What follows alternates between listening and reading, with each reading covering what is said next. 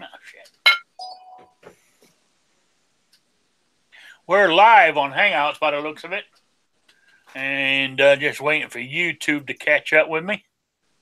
Then there she goes. All right. Welcome live from the crossroads of America to Rick's Life as I See It. Shooting with disabilities is what we try to talk about. Plus guns and politics and anything else, really. But I answer questions from the audience there. You just put it in the, just put it in the chat, and we will see if we can answer it for you. Or you can email me at rickslifeasiseeit at gmail.com or spottedrick@gmail.com. And we'll go from there. Sorry, I'm looking at an email as I'm trying to talk. The older I get, the less I can walk and chew gum at the same time, it seems. Anyway, I just want to say so far on the panel, we're go ahead and introduce my panel so far. We got Wheelchair Warrior. How you doing? Doing good. Appreciate the invite. Looking forward to the show. Okay, then we got David, the Kingpin Bowling. How you doing, David? Mighty fine, Rick. Thanks for having me. Always appreciate it. No problem. Then we got the Blind Shooter. How you doing? I'm doing good, Rick. Thanks for having me, and welcome to everybody in the chat room. Yes. So far we got Patriot in the Dark. He's meant to be in here. I sent him an email. We got Vanessa out there. We got Grim 90. So far then we got G Webbs, myself, and David Bolin over on Gun Channels. So it's starting off slow, but that's okay. It's a Wednesday night. I sent links out to everybody. We'll see who shows up. There he is. Just like a wooden nickel. I tell you. It was the man, the myth, the legend. Pain in the neck. Yeah. I mean, Saturday's show just wasn't the same without you. Yeah. Yeah, we missed you, man. My daughter was home all weekend, and we were doing father-daughter stuff. Hey, I totally understand. And besides, you got to give Squib a little breathing room so he can catch up. Yeah. Can't pick on him all the time. He was probably the one looking for you the most. I think so. You are on his shit list. That's all right. Because I had a question about the stuff he said, though, because I did listen to a short little piece before I got, later on, because he had mentioned something that, anyways, go ahead and do your stuff, and then I'll bring it up later. Yeah, all right. I mean, I've done the introductions here, and everything else, so we're going to get started.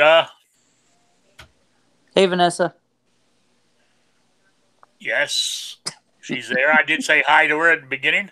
So she was the first one in the room tonight, by the way.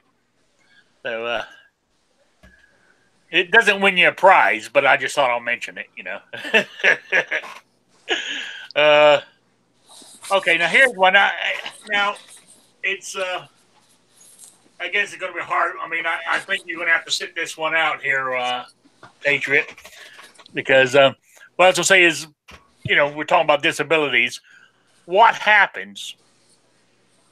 I don't know if it's happened to any of you, but say if your dominant eye starts to deteriorate, and you train yourself to look out of your other eye. I just practice with both of them closed. I know you do, but I was thinking about it because we were talking about the other day. I mean, I used to wear contacts all the time, and towards the middle of last year and stuff, with the finances getting tighter and tighter, I went back to my free glasses, which are good old bifocals, and they got that line in them. And I tell you what, I can't. This is how we got on to what somebody brought up. Well, what happens if your good eye starts going bad or your dominant eye starts going bad? But I have trouble when I'm holding my gun with these glasses, looking out. If you're looking out through the top part my sights are blurry as hell, but because the bottom part is for reading, so I have to lift my head up just a little, then I can see the sights as clear as a bell. And that's a pain in the ass. So I mean, and I said I wear glasses so I can see, but if your dominant eye is going, can you use your other eye and still be on target? I suppose you can train yourself to do it, because if I use my left eye, and then I look through my dominant eye, I'm missing my target with about 3 or 4 inches. Because it's out of whack. Does that make sense? So, anybody got any experience with that, or with seeing with? I mean, do any of you wear glasses when you shoot? I mean, prescription glasses. I do, and they're bifocals, and both of my eyes are going at an equal rate, and eventually I may end up doing the both eyes closed shooting. I'm not sure. They said I've got cataracts, so. But can you get those removed? I have no idea. I think cataracts you can get removed. Yes, you can. Yeah. It's a non-invasive procedure. Yeah. So that would help you. I mean, at one point, I think if I was younger, I would try that LASIK surgery to see if my eyesight would get any better. But I don't know. When I wore contacts, which worked out great for me, because the way they were made was my left eye was for distance and my right eye was for. I mean, it took me about 2 weeks to get used to them. It would give me headache because your eyes had to adjust for your look. You're using both of them. But when it came to shooting, I could hold it up there and I could see the end of my sight. Beautiful. But this is the kind of problems we have. You think you got it, and you think you got it tough, Patriot. Is he in here, or we lost him? Nope, I'm here. I'm concentrating. Okay. All right. Do you have any problems like that, David? Well, you got good eyesight? Well, my eyesight's pretty good, but I do practice with using both eyes separately, and I'm trying to shoot more, especially pistol, with both eyes open.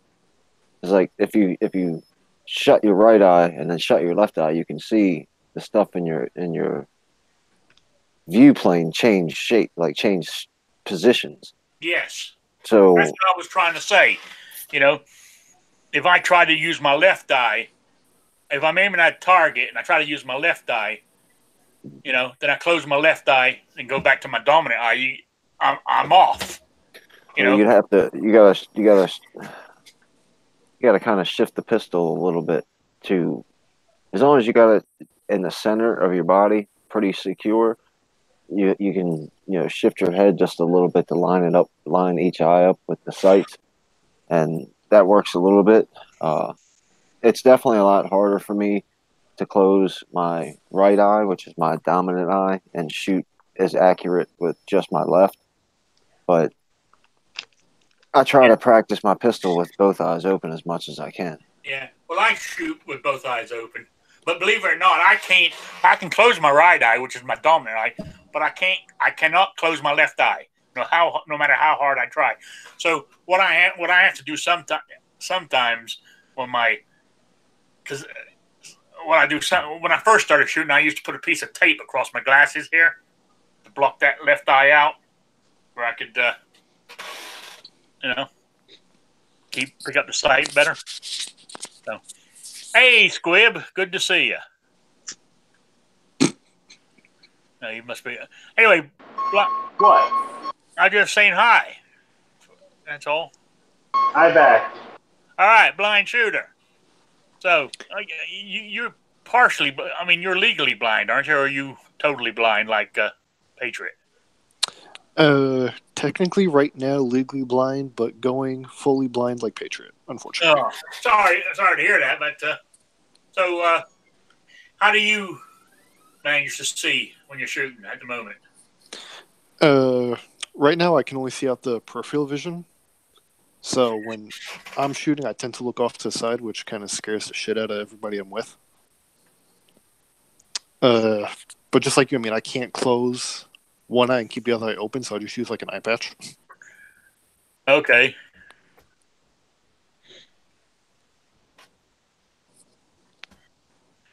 Okay, and are you going to start using those little things that Patriot uses for the sound? On your targets?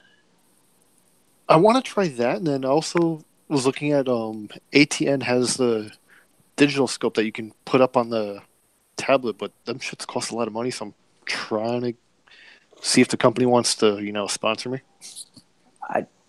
I mentioned that before about those brackets as well, where you can use your phone. I still cannot find those. I cannot find those to save my life. I will get with you. Thank you, sir. There you go. Okay, now who we got left to talk at? Squib, you with us? Or you working? I mean, you can call it work, but other than the noise in the background, it sounds like I'm busier than I am.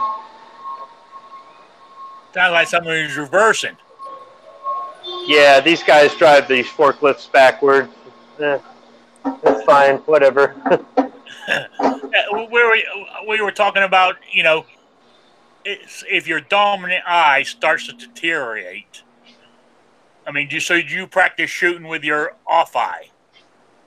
No, I don't. I'll shoot my handgun one-handed with my left hand from time to time for some practice, but I've tried shooting long guns like left-handed, and I guess it's like driving a forklift backwards.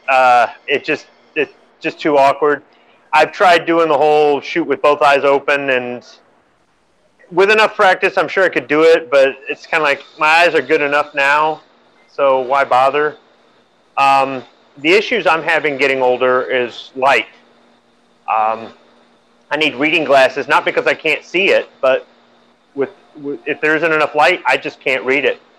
My distance is pretty good, but whether I'm in a building trying to read a electrical wiring diagram or whether I'm in a covered box at an outdoor shooting range where there's no light coming down on top of the sights, that's where I tend to have problems. But as far as one eye, my dominant eye being any worse than my non-dominant, I'm blessed that I don't have that issue yet.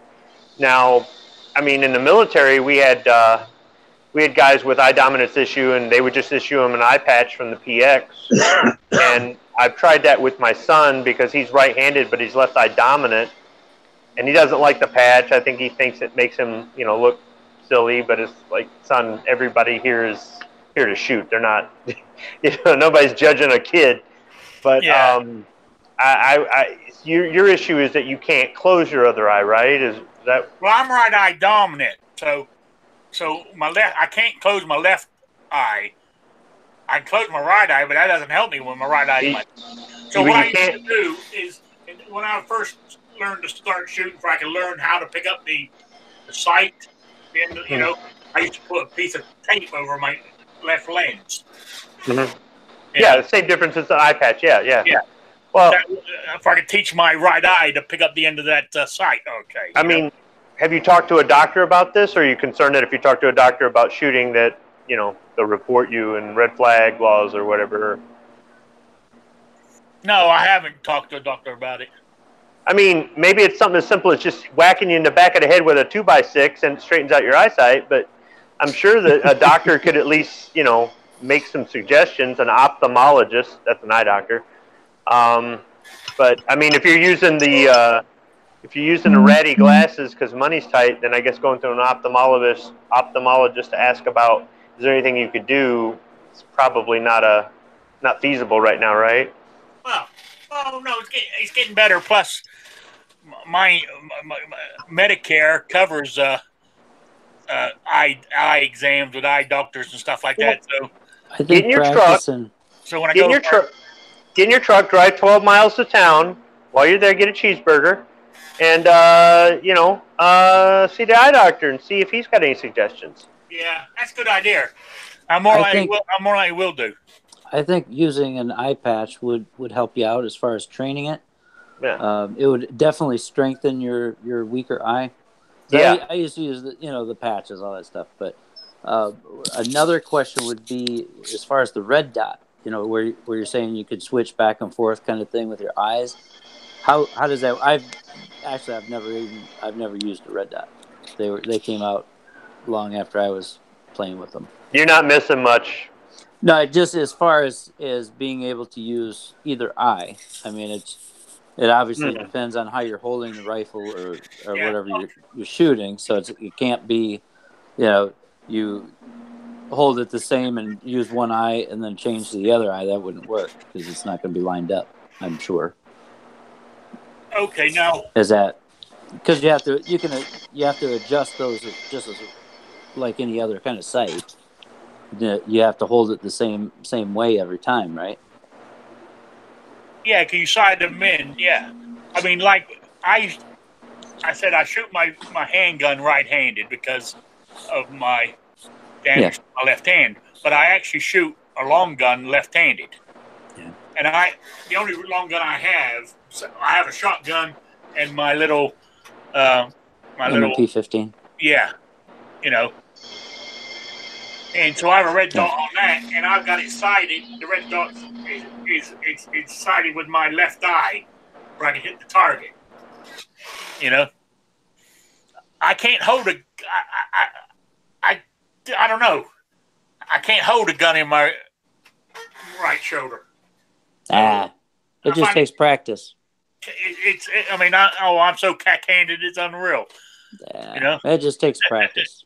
Just like anything else. You can't say you can't do something. I mean, if you do that, then I have to start calling you Squib Jr. Yeah. Oh, going back to what he was saying about the hamburgers, or pick up a cheeseburger while I'm in town. Now, if you want to go for cheap, fast food, but it's not fast anymore. But right now, you can get 2 Big Macs for $5, or two Whoppers for $6. It's a tough choice, Either way, you're going to get cancer. Yes, absolutely. Only if you eat them in California. Yeah. Yeah, you're right. Because that's only California. I think. I was looking online at an armorer's wrench, and there was this little warning box on the page. I'm like, what the hell is there a warning for an armorer's wrench? So I click on it, big pop-up, warning, the materials in this wrench are known to cause cancer in the state of California. Really? They went after the armorer's wrench? That's got lubricants on them. Yeah, I don't know. Those guys might be licking those wrenches or something. Well, they put it down on Tide Pods. You know what it is, Rick? Is we're old and we're set in our ways, and to learn something new is even more work than when we were younger and we just didn't have the patience. Oh, yeah. So it's a matter of getting over that hump. But, I mean, Patriot's right. You practice enough, you get to it. Well, you're right. But, as I said, I started, when I first got into guns, I shot left-handed. But then the accident and the operation, I was, as you said, set in my ways, I was thinking I was sitting there at home, with my wrist in a big bandage, and I had bolts coming out of my wrist, and I couldn't move it. And I've got my gun in my right hand, and I'm holding it here. And I'm thinking, I'm never going to be able to do it. I was actually going to give up. Get rid of. So what is the issue you were saying about your eye shooting the pistol? You usually use your right eye. Is that? Oh, I'm right eye dominant. Yeah. Okay, so that's fine then. Yes. You were just saying if you had started having issues with it. Say that eye gets damaged. Yeah. Or as I get older, it deteriorates. Yep. Then. See, that's what happened to me. Learn to shoot with the left eye. Yeah, my right eye I totally went blind in my right eye, and I still had peripheral vision and vision in my left eye. So a lot of things like that we're kind of had to relearn. Yeah. But anyway, But, back to my but story. now, how did it feel, though, to come over to the right side of things, finally? Did you realize that your whole life, you being left-handed, you were wrong? No. I mean, it's like living in the Central Time Zone. Well, he's used to driving in Europe, so he's all back. Oh yeah, You know? man. You know, Rick, No you wonder he was don't know if left-handed. you're coming or going. Yeah.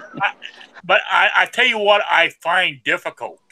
Well, I did find difficult at first when after driving around England for 20 odd years, is when I came here. Because you got to remember, so I'm left-handed, so changing gears was no problem. You know what I'm saying? Then you got to over here. Then you got to change it with your right hand, and that took me a while to get used to it on a stick shift. If you think about it, you know. But Yeah, but most people can't drive a stick shift anyway. No, you can't. But back to my story. I haven't finished the best part yet. So I was going to give up shooting and sell it, because this was the only gun I had at the time, and I was going to sell it because I figured that I'll never be able to shoot again. But my instructor, she was good looking, and she said, "Yeah, you can do it when you get your hand, you know, when you're able to use your left hand. Come on back." And I did, and that's, you know, because of her, I started shooting with my right hand. So. Now, do you still write with your left hand? Oh yeah. Yeah, I'm gonna do everything. I mean, like my mouse is on my left side here on the computer and everything, but my left hand My left hand will cramp up or something. But even if the arthritis is not flaring up, my left hand will start aching faster than my right does. You know, because a lot of times I'm sitting here and I'm rubbing it because it's starting to hurt. You know, like holding your hand on the mouse, it sort of causes pain. But it's something you got to learn to live with. You know, I mean, I can shoot left hand. I mean, I can't hold the gun up very well because it starts doing this on me almost straight away. I can do it two-handed to a certain degree, but shooting a couple of magazines, then the pain in this hand is just way too much in my left hand. You know. Rick, have you thought about using a laser? Yeah, I thought about it, but then I thought, you know, a laser, you got to put one on. I mean, get a different gun or put one on this, you know. Then you got to get new holsters to fit the damn thing. It's like, yeah, it's too much aggravation right now. But it wouldn't matter which eye you use. Yeah, well, you're right, because like the red dot on my little 22 is I have it sighted with my left eye because I can see it perfectly, you know, and I line up the target that way. So I guess a laser would be almost the same thing, wouldn't it? The laser, you wouldn't have to sight it in for either eye, because once it's sighted in, it's going to be point of impact no matter which eye you use. Yeah. But I mean, every laser, I mean, I know they're out there. I guess they're out there, but I really haven't looked into them. But the few I've seen, the laser is sort of like, it's almost like a red dot. You do it, and the dot shows up where you're shooting at, right? But pretty much. But I want to see the actual line going all the way to the target. You know, like you see in the movies. Well, that you need tracer rounds for. All I'm asking here for, people, is a freaking laser beam. Yeah, that's what I want. I want a laser beam on the end of the gun, you know? So, all right. Since we finished talking on that, let's move on to my next thought. This is going back to, remember we talked about it a few times, is you know, like going to a lower caliber because it gets harder as your hands get arthritic and stuff. But a company called Liberty Civil Defense, they do like they do a 50 grain 9mm, I think, which has very low recoil, and they do a 78 grain 45 ACP, which would, but what I'm saying, would your gun cycle or something? That's, that would really be based on the charge of powder. Those bullet weights are light, I think, because that's the frangible ammunition, right? I believe it is, yeah. Yeah. But how well the gun cycles, I think, is going to be more based on the powder charge, not really the weight of the projectile. I mean, I could be wrong. Somebody out there correct me. I don't. So you're saying I'm always willing to learn something new. So you're saying the actual recoil is going to be the same, but the powder charge is the same. But I don't know that you're going to have a, okay, so I've shot rifle where I've gone from 150 grains to 220 grains, and I've had more recoil with the rifle. With a handgun, I'm trying to think if I've really noticed any more recoil, say, going from 115 to 147. I don't think so. But, I mean, that's just me. That's right. I'm sorry. What's called? Does Squib need to get into a reloading chat to explain this? Hey, bring it on. Look, there's two kinds of people in the world. There's people who reload, and then there's people who wish they could reload. So, I mean, right. All you wannabes out there, I'll teach you a thing or two. But I'm always willing to learn something new about ballistics or reloading or firearms history or firearms law or any of that. Just as long as somebody's got, it's not just what they overheard at a gun show somewhere. It's a real fact. So I can't say for sure that having a lighter projectile is necessarily going to give you less recoil. I mean, like I said, I've shot rifle where I've used a lighter projectile and I've had less recoil, but I just haven't noticed with a handgun. What I noticed is when I got small handguns, they kick harder than big handguns. Oh, yeah. But if you don't have the wrist strength to hold that big handgun, or you're sick of carrying around this brick all day, then, I guess you're going to want that smaller, lighter handgun. So, yeah. Just go with the 380 easy and call it a day. Yeah. I mean, like my 38, my 38 special, that thing has got a goddamn recoil kick to it. It's unreal. So I know what you mean. I have never shot a 38 that I thought kicked. I've started out my children on 38 special. A lot of them are like, oh, you need to start them out on a 22 longer. I hand them a 38. But 38, has a little bite to it. See, so really, I'm not the person to ask because from my perspective, it is zero kick. So, and I'm not saying I just hand it to I don't just hand a 38 revolver to a 5-year-old and I'm there holding it with them, obviously, and whatnot, but I consider that a very manageable round, an effective round for self-defense and a great round for training. But yeah, if you think a 38 kicks, then you do not want advice from me. It depends on what you're shooting it with too. A full-size revolver, it's no problem. You get into a J-frame or something that's... Was it a 2.5-inch barrel? Yeah. No. Yeah, I've got the 442 Smith, and it's it's little, but I changed the grips before I even shot it the first time, so I don't know how the original setup is. I got those little hog mono grips or whatever. I love it. It's a fun one. But... Somebody says, ask Squib about hunting. Yeah, because I've only gone successfully deer hunting twice in my life. I'm just a real expert. Yeah. So, I mean, basically, you're right. No problem, David. I'm just going to have to go down to a lower caliber as much as I don't want to. Especially like this time of year where it's constantly cold the whole time. I can feel it in my hands. The arthritis, it hurt. I mean, it's not a hurt; it's an ache. All the time. In the summer, when it's nice and warm, it's not so bad unless I have a flare up. You know, it feels like your bone is bruised on the inside. It's as tender as a bruise, but it feels like it's from the inside out. It's bizarre. Yeah.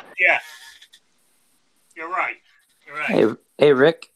Yes. I have a question. Let's go for it. For your next section or something.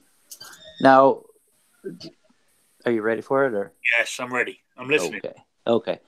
I have a question for those of us that are disabled or whatever you want to call it.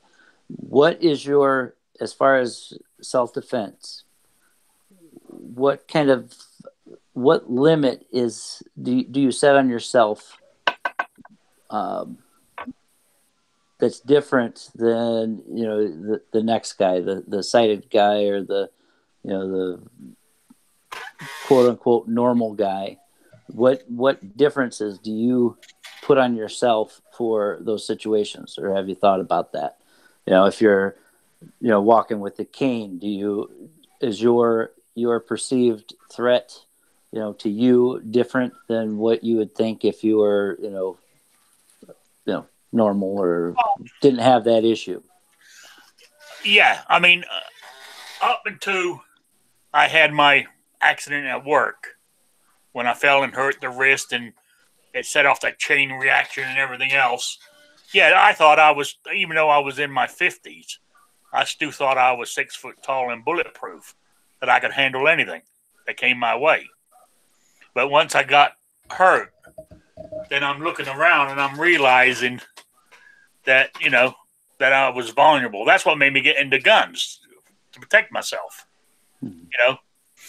So, not only that is, I was into motorcycles too back then, and I had to look. I had to have the image to go along with it. You know what I'm saying?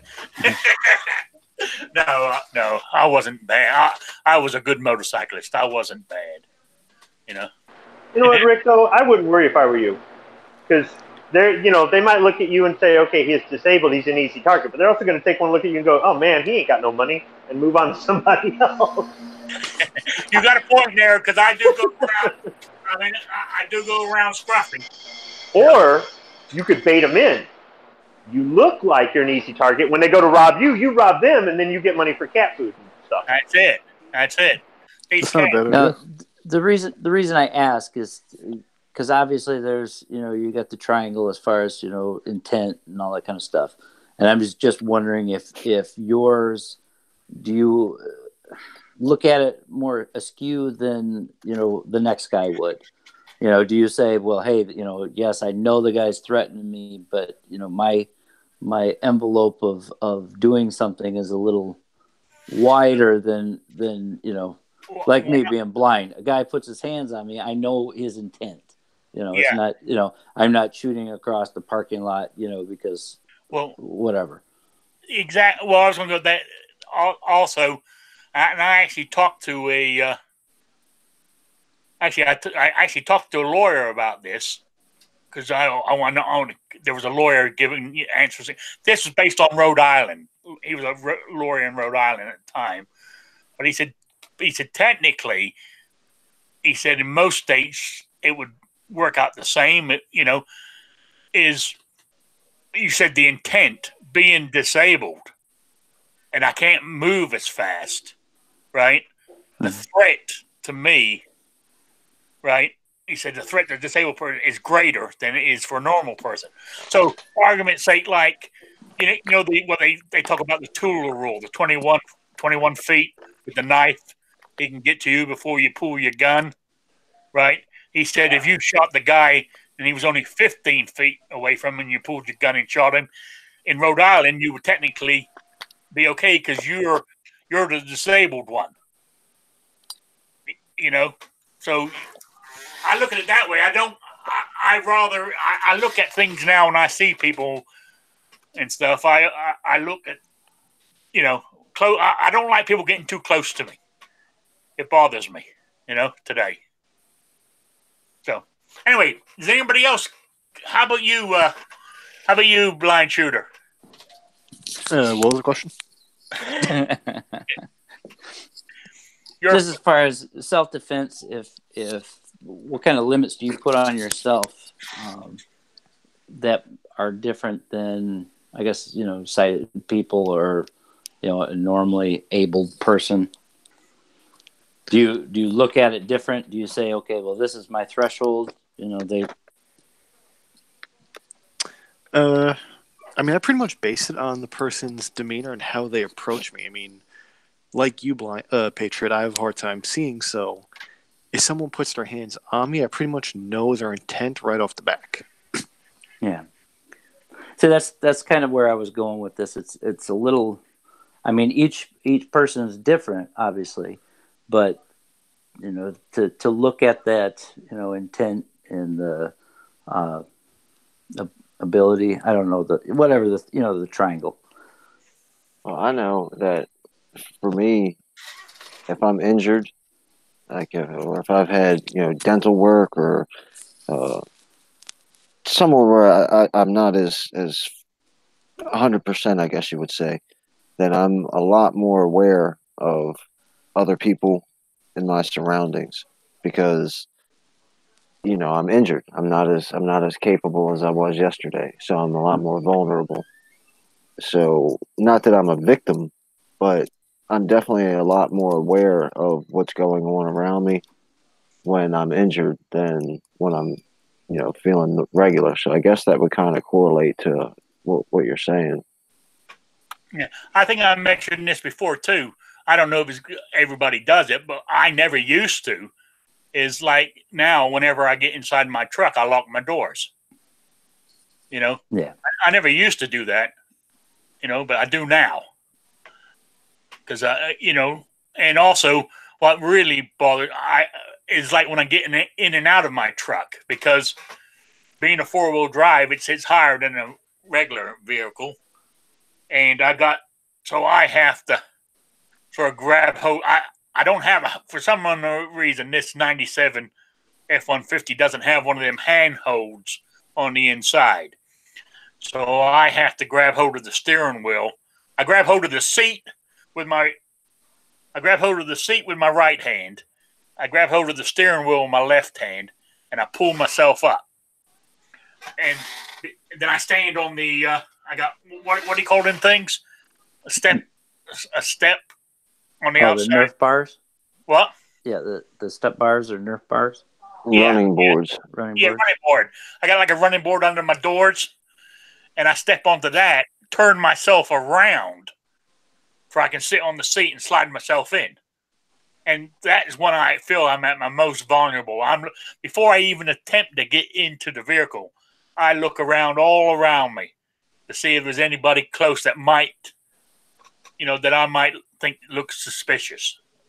And if there is, I won't do it. I'll stand there, pretend I'm doing something else in my shopping cart or something until they disappear, or I figure out what they're doing.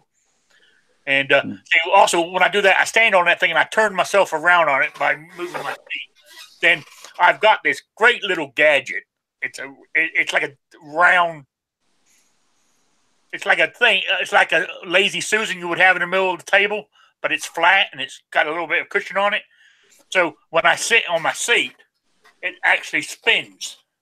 Mm-hmm. So I can turn myself around in the seat. Nice. That's how I get in and out of my truck. Getting out's easy. Opening the door, I said I got that thing in my seat, so I spin myself out, and I just basically slide out. My feet hit the ground. So getting in's the hard part. Midnight Rain says sometimes he sees somebody suspicious when he's getting in his truck. Oh, it's just him in the mirror. Yeah, I hear Clover has a hard time getting in his truck too, getting his D-rings and his repelling line and all that stuff set up. Yeah, he drives the Power Wheels. Yeah. So yeah, I mean, what you're saying on that thing there is yes, I would say that I look at. I would say, for me, like you said, if you felt somebody put their hands on you, you have a pretty good damn idea what they're planning on doing.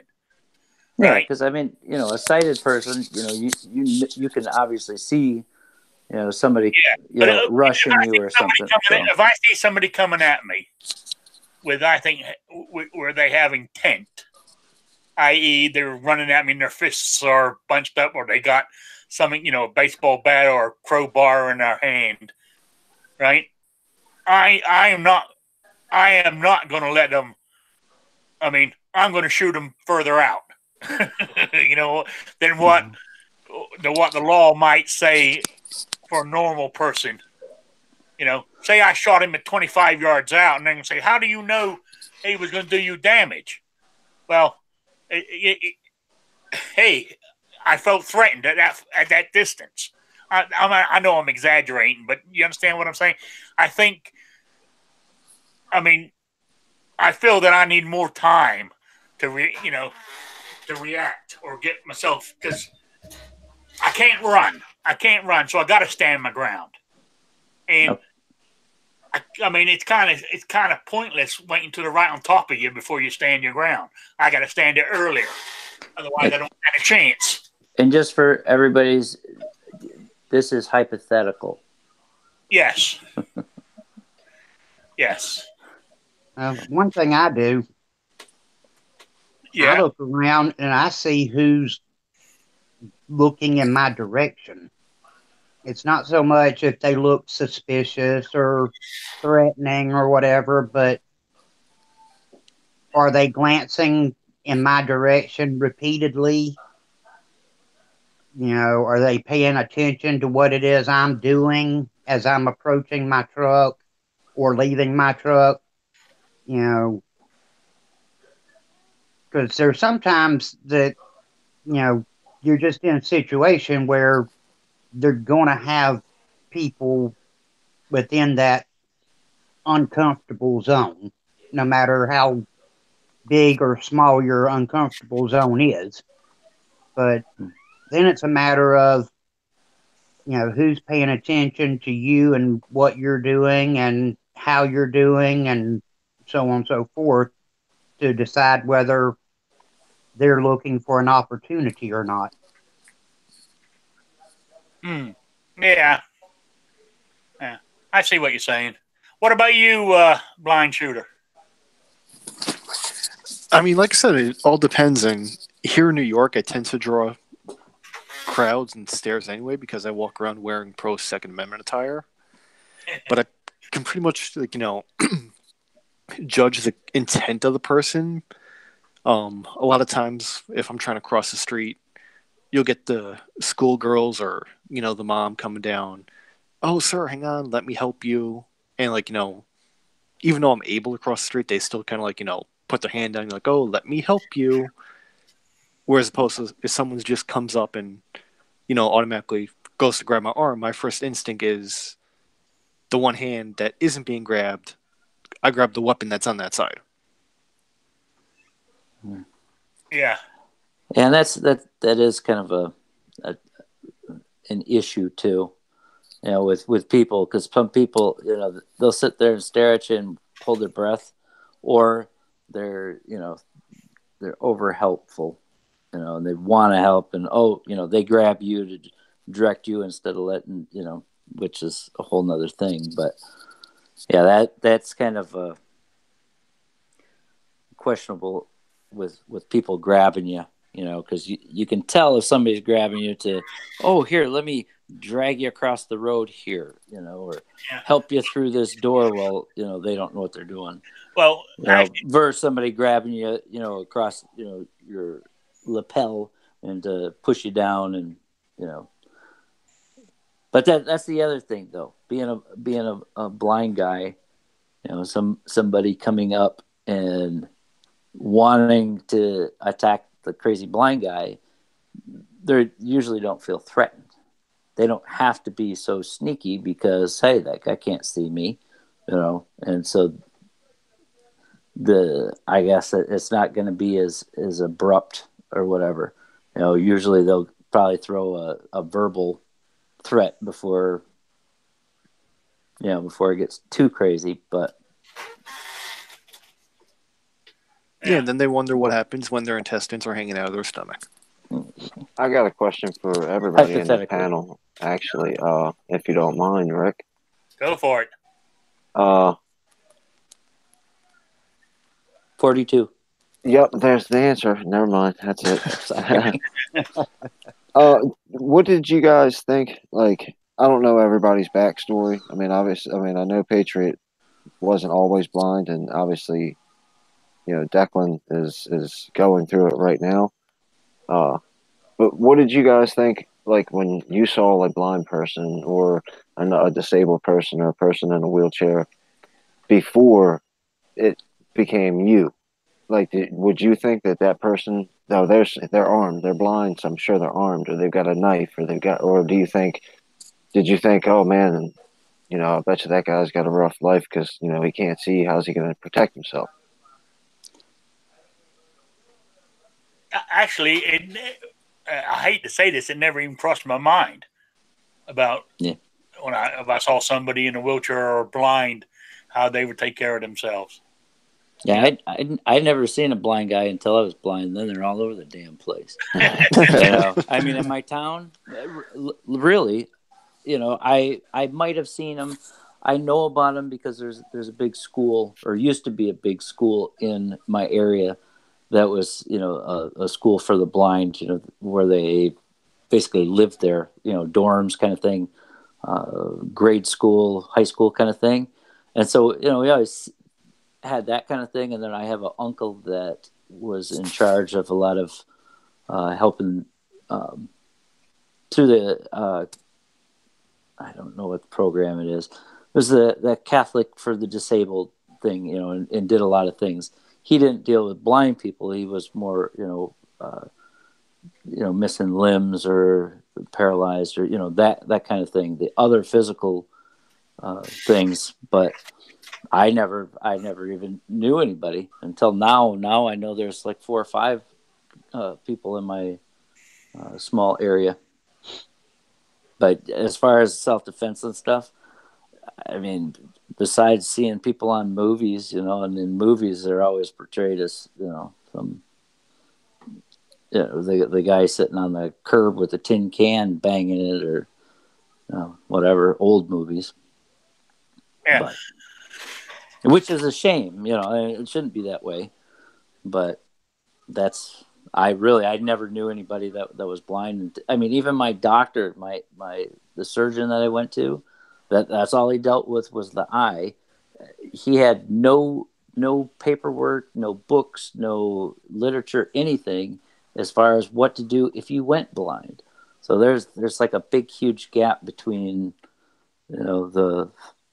anyways, that's another story though. But yeah. Okay. Next person. Yeah. I mean, I would even today, only because, I've never met you, so I don't even know what you look like. But if I did, I would know that you were armed. But I reckon at least 99 people out of 100 wouldn't even think that you were carrying a firearm for self-defense. Yeah, I don't think they would either. I mean, even the blind people I know, there's most of them, it wouldn't even cross their mind. That's the least farthest thing from that. They're worried more about, other things, other priorities, and that's. Yeah. Hopefully, we're trying to change that, but. Oh yes, yeah. But as I said, I've become more situational aware. Is that the phrase I'm looking for now when I'm out and about? Situational awareness. Yeah, even at home here. I there's always if I've gone out and I've got my carry gun on, I'll leave it on all day. But if like right now today, I'm sitting here in a t-shirt and pair of shorts, and because I haven't gone out today, and so but I'm walking around with my little 22 in my pocket. It's my North American Arms. I took off the thing and put this thing on there to make it easier for me to grip, to shoot. Okay? And so it covers up the trigger when it's in my pocket. So I just carry that around the house. I know it ain't gonna, but I mean, I know it's only a 22 Magnum, but I wouldn't want to be shot with one. So, but back to what you were saying about people helping you, like if you're trying to cross the road and they come up to you. I had to go to the hospital. What's today? Wednesday? Yesterday. Was it yesterday morning? Yeah. And I had to go in they wouldn't do some tests on my veins in my legs to see if the blood flow is right, because I'm starting to lose feeling in my feet. So anyway, I check in and I say, well, where do I got to go? And they said, well, all the way down the hall there, then hang a left and get on the elevator and go to the 6th floor. So I turn around and go, okay, thanks. And I turn around and start walking. She goes, hang on a minute. Next thing you know, one of them, people there with a wheelchair and put me in it and took me up there. So that was fine. You know, I don't like it. I feel conspicuous. Conspicuous, is that the word? But anyway, when it was all over and I came out of the testing area there, the lady was standing there with the wheelchair. So, you know, I got in it and we're going and we got to the main entrance of the hospital. I said, this is fair. This is good. She goes, no, I'll wheel you right out to your truck or your vehicle. I said, no. I put a stop to it. I said, no, I'm going to walk from the main entrance. I said, my car is only right over there in the handicap park, and I can make that much. You know what I'm saying? I don't know. I find it, I don't like people. If I want the help, I'll ask for it. If I wanted the ride if I wanted them to help me with the wheelchair, I would have asked for it. You know? I guess that's what I'm trying to say is like, they want to help you across the street. If you want to help, you know. Exactly. It's kind of like they're trying to fill their own Good Samaritan quota. Yeah. That's. I don't know. When I first went blind, there was basically a not a newsletter, but a pamphlet that you would give to everybody that you knew or whatever, and it was kind of like the do's and don'ts. You know, don't grab me to direct me somewhere. You always let the visually impaired guy grab a hold of you to take you, that kind of thing. And yeah, I don't know, just things, but things you wouldn't know. I mean, I can't expect the guy on the street to know that kind of stuff. I mean, it's nice if we go to a restaurant or something and somebody says, "Oh, here, let me hold the door open." Hey, that's whatever. I mean, I usually do that. So. Oh, no, she wasn't cute. Somebody's asking me. Somebody who was pushing me in the wheelchair, was she cute? I said no. If she was cute, I would have let her take me out to my vehicle. But she wasn't. So. The helpful people are what I find the most disconcerting, because if I were a bad guy and I wanted to get close to you, whether you're in a wheelchair or blind or whatever your issue is, I run into it the most after grocery shopping or something like that. People come up and want to load my groceries for me. And while I appreciate the sentiment, I prefer to do it myself because, one, I want to continue to be as functional as I can possibly be. But two, I don't like a total stranger in my space that close, because it limits my reaction time. It limits my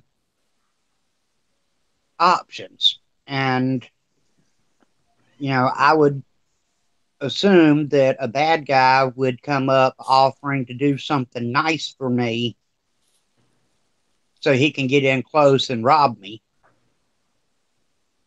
as opposed to, pulling out a baseball bat from 25 yards away and charging at me.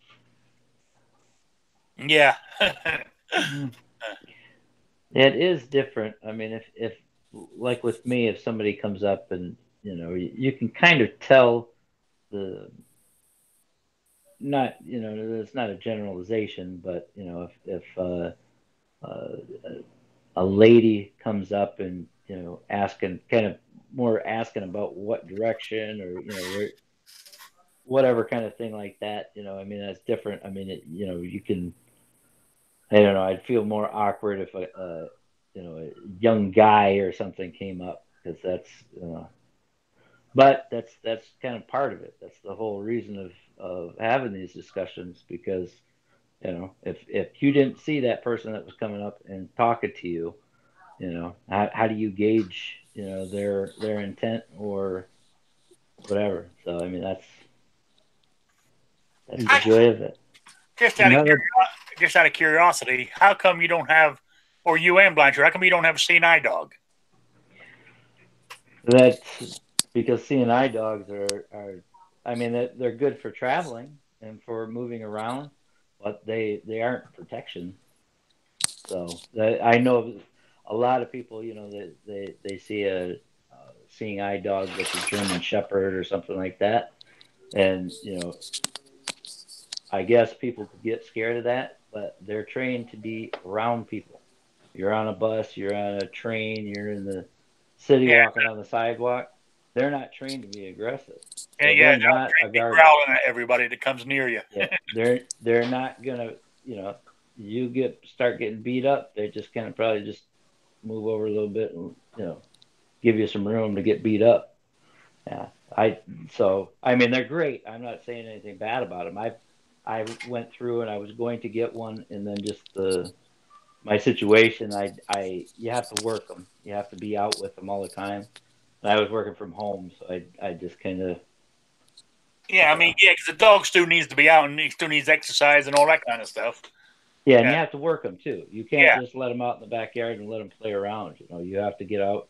You have to travel around with them. You have to be around people. Otherwise, they'll forget what they're trained. Just like us going to the range, and doing training, you're going to lose it. Yeah, I got to get out shooting too because it's been a while since I've gone. But I'm waiting for all my stuff to show up. If you want to find out, targets. Okay. But if you want to find out more about the guide dogs and shooting and stuff, look for Kerry McWilliams' first book. It was Shooting with Guide Dogs, I think. I can't remember the exact name. No, Patriot. It was Guide Dogs and Guns. It's actually a pretty good book. I have it. Yeah. Okay. Yeah, his new book is supposedly audio on audio share now. So that's the new one. G did an interview with him at the Second Amendment conference there in Chicago. Oh yeah. Yeah. So if you look up on G's channel, he's got a little quick interview with him. Huh, I missed that one. So yeah, it's a pretty good interview too. It's an interesting video. So what's the guy's name? If I can look it up on G's channel. Kerry McWilliams. Then, also, if you're interested, there's a competitive shooter. She's on social media, Twitter, Facebook. She doesn't have YouTube. The name's Jill Dempsey, but she actually takes her guide dog with her to the competitive shooting. Mm-hmm. Oh, as I said, there's a lot of crazy people out here. Yeah. See, I got any bad guys listening, you just better watch it. I've got a service dog, and I can't take him to the range because he freaks out. He doesn't do well with gunfire. Yeah, that would have to be another thing. You would have to train him to get used to gunfire. Because, I mean, like dogs and stuff, they have more sensitive hearing than we do. So. Yeah, it's just like anything. You have to have them around it and ease them that's into right. it and train it with them. So. That's like these people who do contests shooting from the back of a horse. The horse has to be around the shooting to get used to it before he doesn't doesn't flinch or whatever when he hears the bang, So, Well, do you guys know anybody that's deaf and into firearms? I I know Sorry, I couldn't people hear that, you. yeah. My stepdad has, 2 hearing aids, and he's got MS and stuff. And so, but I know people that are not completely deaf. I don't know. That's a good question. I'll have to look around for some. I just I wonder knew 2 about. brothers. I knew 2 brothers that had RP, that you start to lose your hearing and then eventually your sight. And so I don't know if they were ever into shooting though. That's a good question. I got homework. that is a good one, actually. Anyway, it's 8:00, but so real quick, in case you start losing people, I'll let it run for a little bit longer because we got to go through the panel for shout-outs and stuff yet. But I want to give the question out for the Saturday quiz that I gave out last Saturday. And it's an email contest. So you email me at Rickslifeasiseeit at gmail.com or spottedrick@gmail.com. And the question was, I'm trying to remember now which one. Oh, yeah. Out of The Walking Dead, the character Daryl Dixon, in the episode, season 8, episode 6, and I think it was called The King, the Widow, and Rick. I want to know, it was a long gun. I want to know what the make and model and what attachments he had on it. That's what I want to know. And you get one of these America Stand Your Ground hats, plus, because I thought it was a hard question, but I'm not a Walking Dead fan. But also that, plus I was given one of these pistol patches as well, plus one of my little trading card things here, plus one of my stickers, plus some business cards, some G-Webs and stuff like that, and a sticker here from the Tactical Pickle. Plus, was it you, David, that was giving out a Overtake PVC patch? Yes, it is. I've got it right here in my hand, and it's beautiful. Okay, that's also included in this contest. So I want to know what the weapon was that he used in season 8, episode 6. There you go. And I want to know what attachments he had on it. Email me at rickslife@gmail.com or spottedrick@gmail.com. And no, midnight, before you put it down there, the answer is not 42 attachments. Got that spatula bayonet, right? Yeah. So there we go. That was that. So anyway, sorry about that, but I want to say thanks to everybody for being here. As you know, I'm keeping this show to an hour 15 or whatever. My Saturday show's longer now. It was I think it was shorter on Saturday because Patriot wasn't here. But Or Tony. But we muddled through. We got through it. So anyway, that's it. So anyway, I'm going to go through the panel here for you guys to do your shout outs and your plugs and whatever. And we'll start with Blind Shooter. Plug, shout out. Not much to say here, Rick. Thanks. Shout out? Not really. All right. I appreciate you being here. Thanks for having me. Yeah. David Kingpin Bowling. Any shout outs, plugs? Yeah, always check out Rick's Life as I See It. Like, share, and subscribe. Tune in Wednesdays at 7 and Saturdays at 3 p.m. Eastern, the only time zones that matters. And for this is going to be a spoiler alert, so the answer to my 1 million subscriber giveaway will be 42. Thanks for having me, Rick. Always a pleasure. No problem. I appreciate you being here. All right, who's next? Oh, he hadn't got his avatar showing, but the myth, the legend, the man, Patriot in the Dark. Any shout-outs, plugs? I just thank you for putting this on every week. I do have a couple things I'm going to send to you to put in the next upcoming shows. I haven't done a video in a while. I've been kind of put myself on hiatus, playing around with my daughter and different things going on. But sometime, probably early next week, I should have another couple videos put up. But check me out on Rick's Life as I See It, Wednesdays and Saturdays, as long as Squib don't hassle me too much. And on Sunday nights, watch The Closer if you're up to it. And randomly, I'll jump on The Snob or Gun Snob, not The Snob, but yeah, I'm all over the place, and hopefully I can get on to some of the Daily Gun shows again. I've been kind of slipping schedules and stuff, but I do appreciate it. That's all right. So I appreciate you being here too, and thank you. And the one who hadn't spoken much, he must have been busy tonight. Or is Squib. How you doing, Squib? Any plugs, shout out?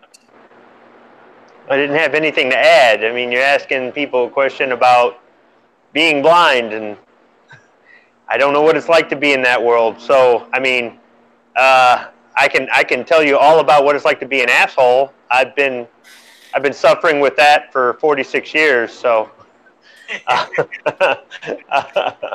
I appreciate you being here, Squib. I mean, I got arthritis. It's not as bad as yours yet, but I know one day it will be. So, if anything, I'm taking notes and trying to learn. But everything's falling apart as we get older. So, whether you want it to or not. As far as plugs, I don't know if Sarge is going to be on duty tomorrow, if he's going to be doing a show or not. I know that next week he'll be at SHOT Show, so I don't think he'll be doing any shows all of next week because of that.